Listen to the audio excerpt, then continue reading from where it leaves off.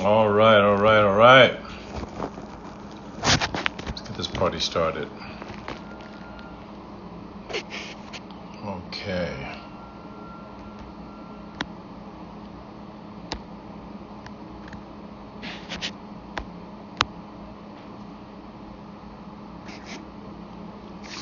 All right.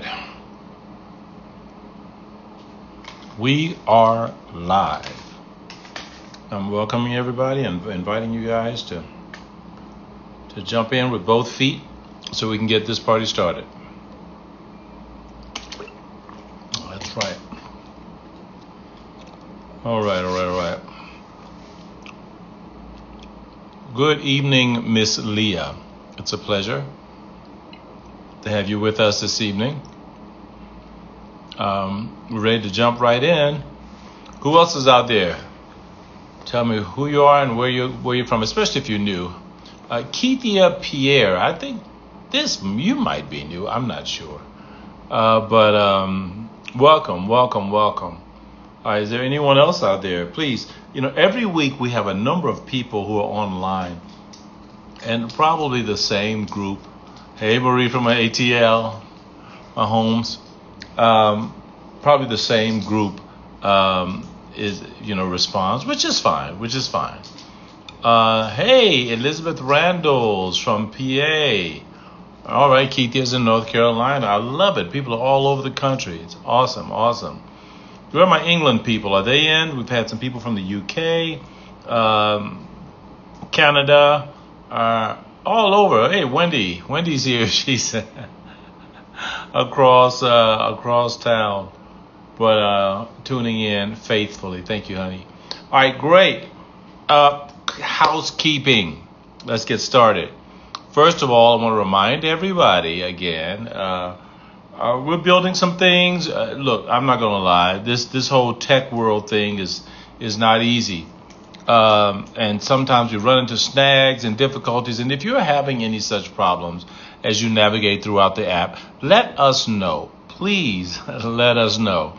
We will do our absolute best to correct whatever we can and to make sure that we get our app, and I said our app because it's yours too if you're a subscriber. We want to make sure that we get it to where it's functional and where it's just doing an incredible job in bringing resources and help and assistance to those in need, okay? So please, I had asked last week to please also post, your ideas, post what's going on during the week. If you have something special that's happening, let the community know. Let's get into this thing and make this community buzz, okay? All right.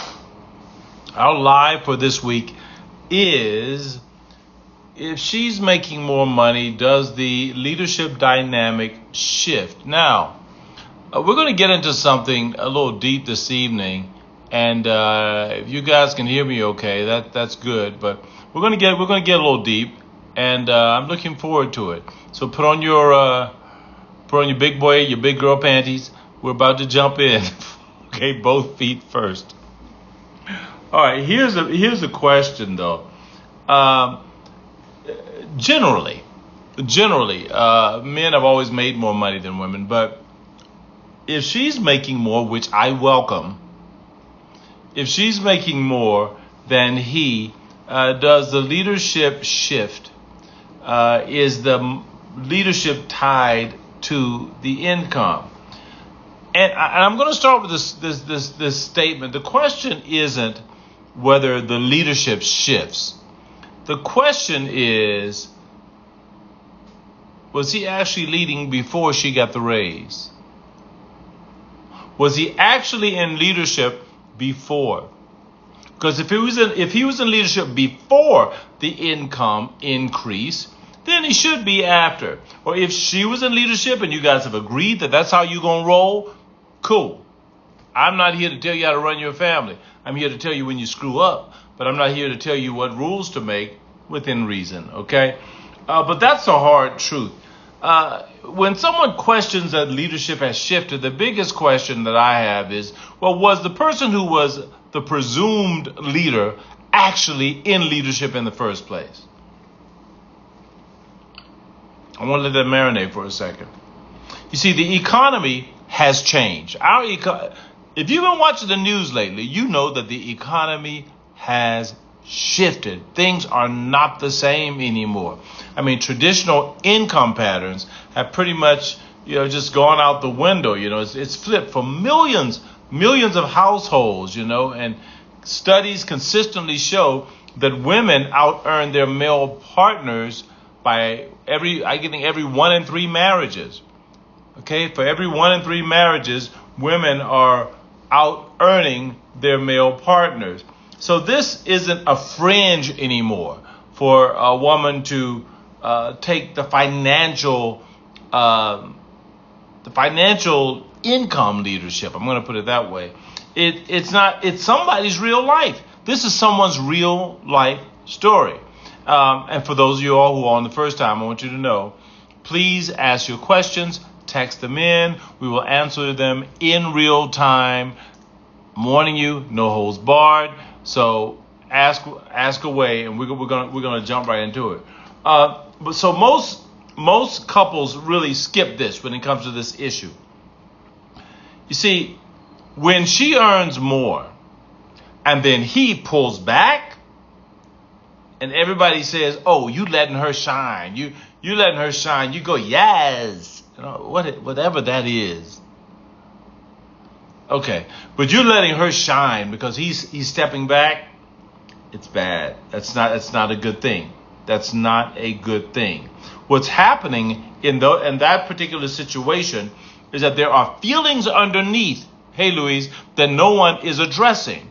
There's his insecurity. There's her overcompensation. There are a lot of things because, when he pulls back, that's not being noble. That's abdicating. That's giving up his position. And there's always a problem. Or if it's the other way around and he's earning more and now she's the silent partner, she's giving up her position. Sunshine. So that's a problem. You see, and for women, earning more, y'all hear me, earning more than your husband is not a license for you to manage him. Marinate is not a license for you to manage him. Because the moment you start leading him and treating him like he's an employee, you've changed the relationship. Yep, you've completely changed the relationship. And he feels it. And you wonder why, the intimacy is dried up and the bank account went up and the bedroom went silent. Yeah, there's a connection there. All right, question. Elizabeth, I've lived that, and he didn't want to know anything about the finances. He ran out of the room when I tried to address it. Hence, that one of the many reasons we're divorced. Now, good. Thank you for sharing that, Elizabeth. Here's one thing that's interesting here. Remember the earlier question I asked? If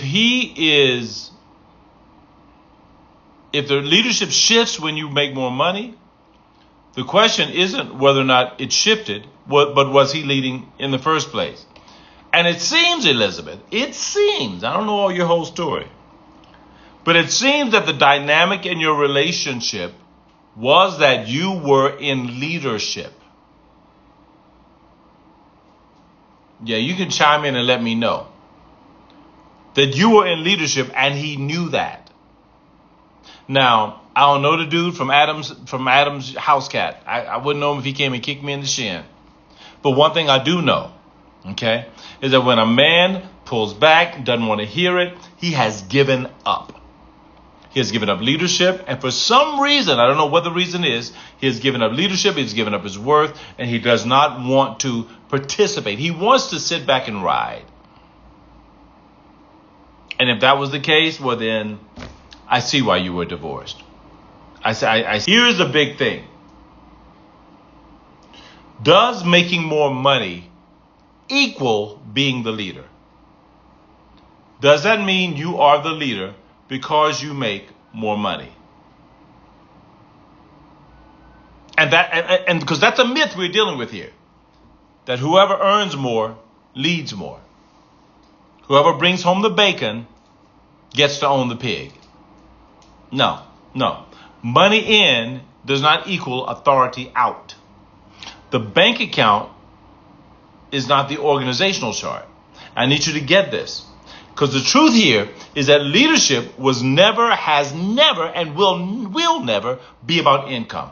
Leadership is never about income. It's always about maturity. It's always about maturity and your ability to step up and make the tough decisions. When we talk about MAPS, we talk the first acronym, the first word in the acronym MAPS is maturity. Maturity, accountability, pursuit, and surrender. And when it comes to leadership in the home, it's all about maturity.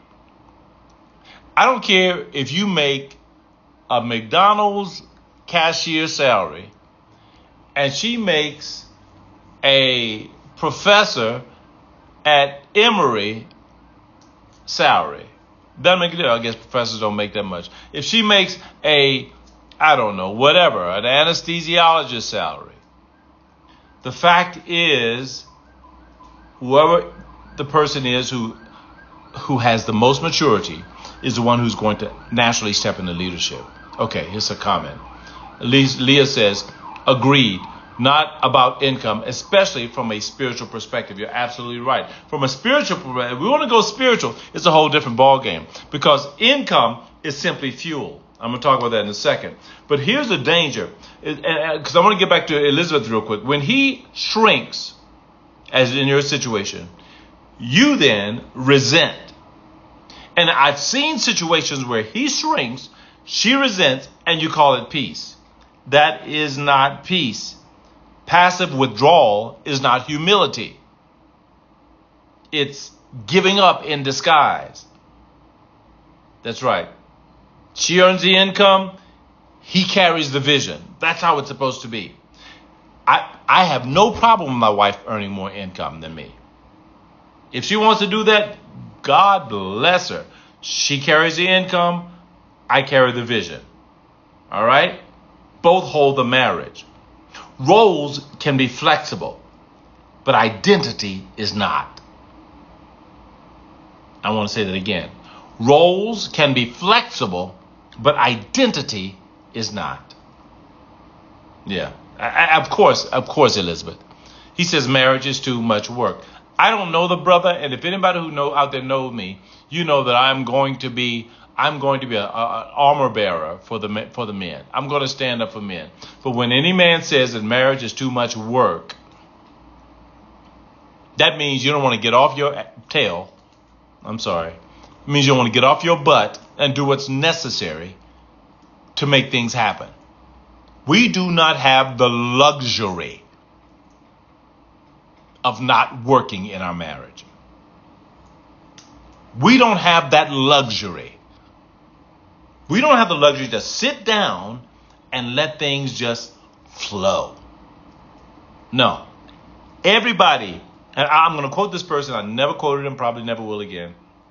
Steve Harvey made, and I ain't got no hate for Steve, but Steve Harvey made this quote. Said this once. He said, life is like not a box of chocolates. Life is like a wagon going up a hill. Okay?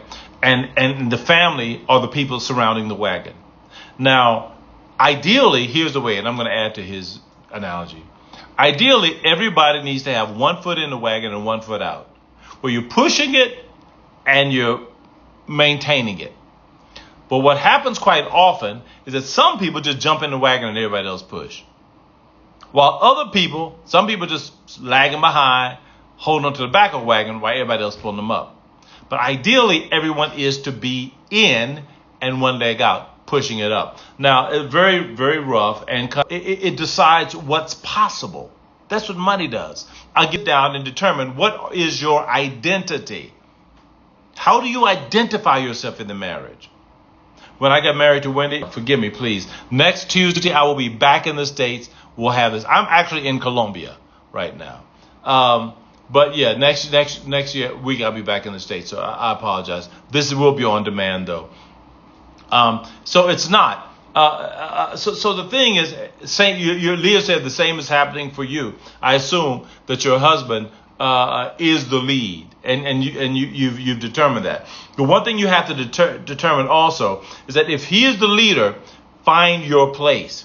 What does that mean for you? See, a man who checks out because the woman earns more was never a leader to begin with. He was never a leader.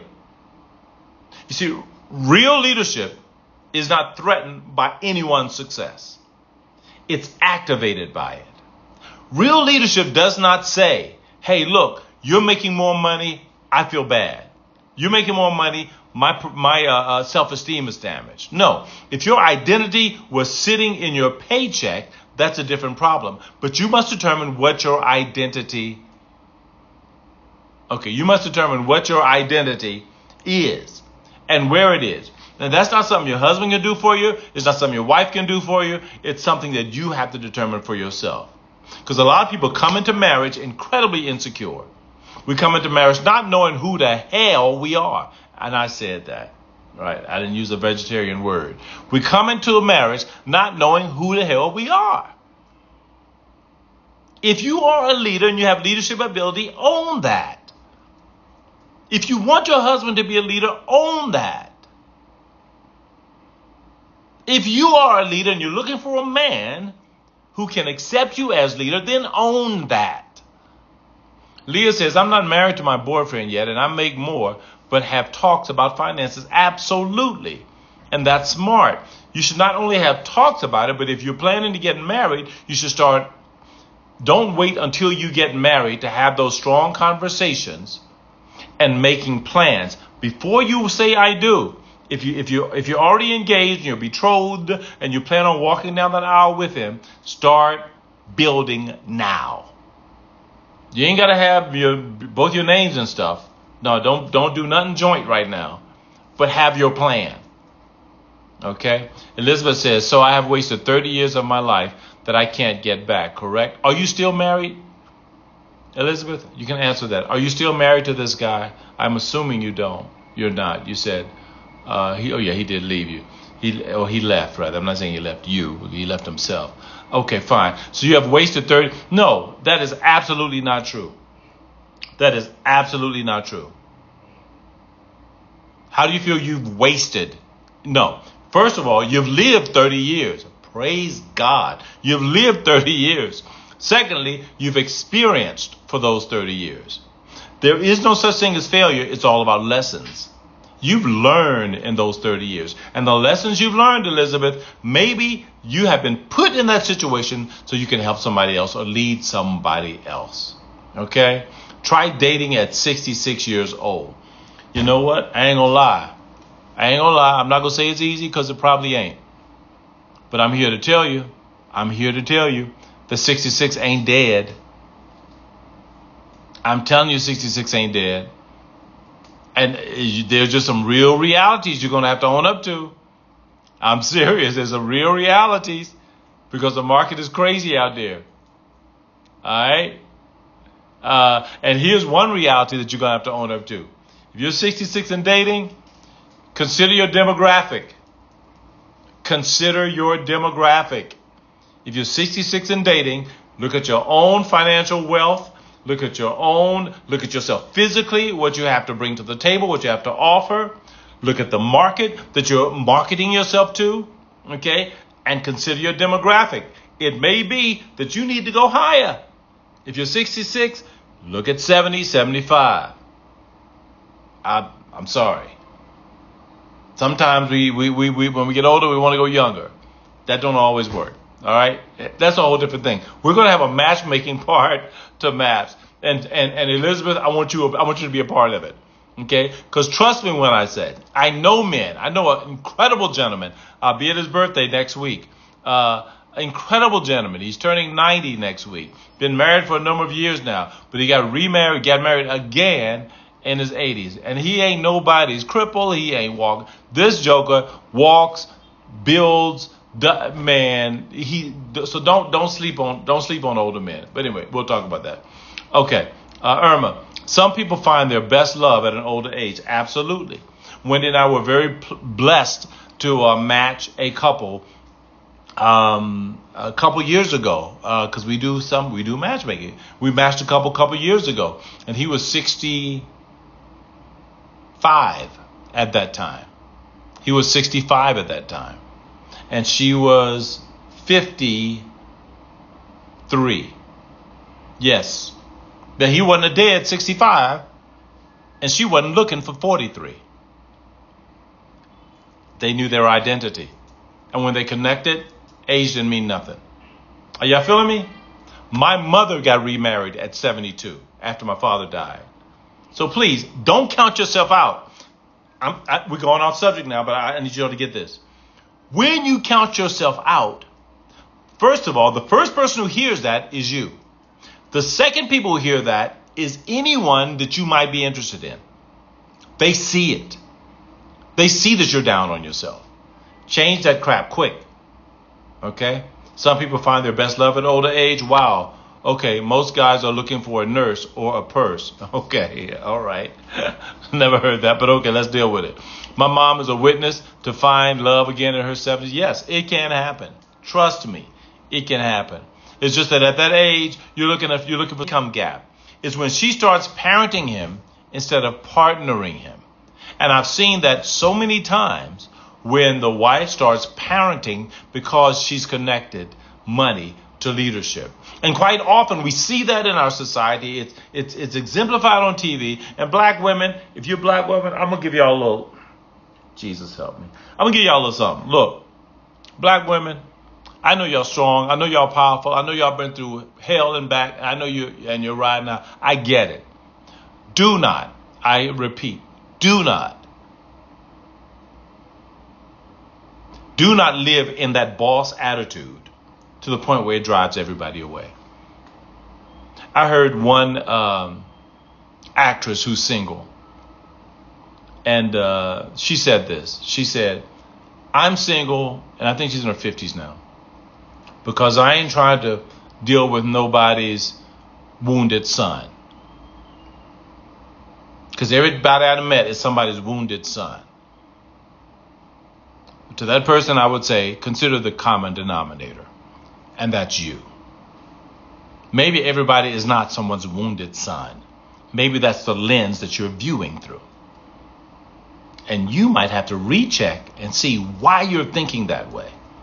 And why you may be discounting people who are worthy of love and who could give you what you need, but you're seeing everything through that tainted lens. All right? Okay. Last point. You do not split leadership. You distribute it. It's important for you to get this. Leadership does not split. It's distributed. She may lead financially, but he might lead logistically. Spiritual leadership lives in the person with the most maturity at the moment. And that title usually rotates. That's what healthy looks like. So leadership is not split, it's distributed. Okay? So even though you might have financial leadership, that does not mean you have logistics leadership in the home. It does not mean you have leadership over the decisions that are made. It simply means in that area, you might have more money, more power. But remember, money is just fuel. Okay? It only shows you what's possible that you both can accomplish. All right. Elizabeth says, does location make a difference? You got to give me a little bit more on that, sweetheart. I don't know what you mean, does location. As far as where you live and where he lives, et cetera, et cetera. As far as being matched, does location make a difference? Because we're going to be doing, yes. No. We're starting a nationwide database. I'm in Colombia now, and we're connecting with people in Colombia also. I've already connected with an organization here. And we're going to try to do some things also to increase everyone's opportunity to find the person they love. Okay? We'll talk to you more about that at another time, though. All right. Lastly, in a great marriage, nobody keeps score. Nobody keeps score, but somebody is always keeping watch. No one keeps score, but somebody is always keeping watch. And the person who's keeping watch is not the earner. That's the most mature person in the room. Be that person. That's the person who's keeping watch. The most mature person in the room. Take turns being that person. Take turns being the mature person. Take turns being the leader in your marriage. Okay? I hope you get it. All right. Elizabeth, do me a big favor, hon. I want you to go into the app, send me a message on the front page. It says post. You can post me a message. You can look me up. You can send me a message inside the app and give me your questions, and I will be more than happy to answer them when we get ready to unlock and launch our matchmaking. All right? God bless you guys. I hope you got it. Next week, we're going to come back and gearing up to have some guests in May. All right? So I hope you got it tonight, and I hope this was a blessing to you. Bless your hearts. So glad to be with you guys. Can't wait to see you next week. I'll be back in the States, and hopefully we get rid of all this freezing up here, okay? God bless you guys. Love you. Y'all have a good night.